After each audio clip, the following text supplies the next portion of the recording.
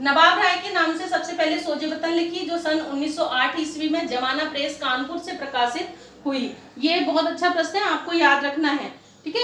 और ये आप नोट्स बहुत अच्छे से इनको नोट करके रखेंगे अपनी कॉपी में, इतने अच्छे पॉइंट आपको बुक में नहीं मिलेंगे, ठीक है। आपकी हमने ये बहुत अलग तरीके से अलग अलग किताबों से निकाल के आपके लिए लिखे हैं, ठीक है। इनकी प्रथम कहानी देखो, ये जो सोजेबतन ये जो रचना है, इसी में दो कहानियां इन्होंने 1908 में प्रकाशित की। वो थे इसके दुनिया और हुब्बे वतन, उर्दू में ही है, इसके दुनिया हुब्बे वतन शीर्षक से जमाना जो प्रेस थी कानपुर, वहीं से 1908 में प्रकाशित कराई है, ठीक है।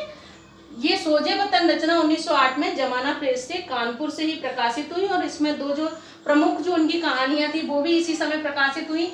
वो थी आपकी इसके दुनिया हुब्बे वतन, इस शीर्षक से 1908 में ही जमाना प्रेस से कानपुर से ही प्रकाशित हुई, जो कि सोजेबतन में है। और सोजेबतन किसकी रचना है उर्दू में लिखी हुई? नवाब राय। नवाब राय का जो रियल नाम है, जो उनका बचपन का नाम धनपत राय, और जो इनका प्रेमचंद जो नाम हिंदी के लिए लिखा वो नाम है प्रेमचंद। समझ में आ रहा है आपको? अब है इनकी प्रमुख हिंदी की कहानियां, ठीक है। प्रमुख कहानियां, बड़े घर की बेटी 1910 जमाना प्रेस में ही प्रकाशित हुई थी।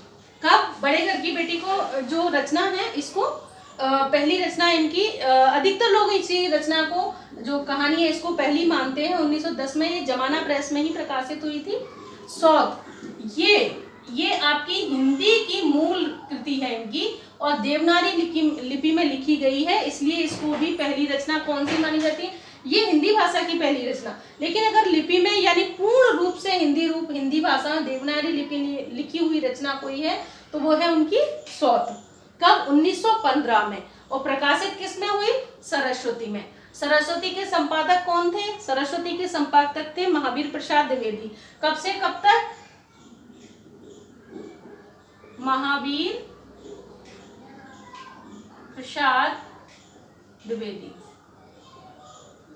1903 से लेकर 1920 तक महावीर प्रसाद द्विवेदी सरस्वती पत्रिका के संपादक रहे थे, और इसी समय में इनकी जो रचना थी वो सरस्वती में प्रकाशित हुई थी मुंशी प्रेमचंद जी की, ठीक है।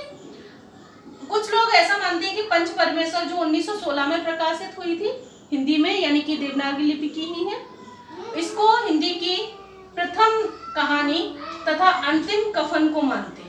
कफन जो रचना है बहुत ही मार्मिक कहानी है ये, ठीक है। इसको मतलब पंच परमेश्वर की को पहले जो कि 1916 में प्रकाशित हुई थी, और कफन जो कि अंतिम इनकी कहानी मानी जाती है, वो कुछ लोगों ने ऐसे माना है इसका क्रम को, ठीक है।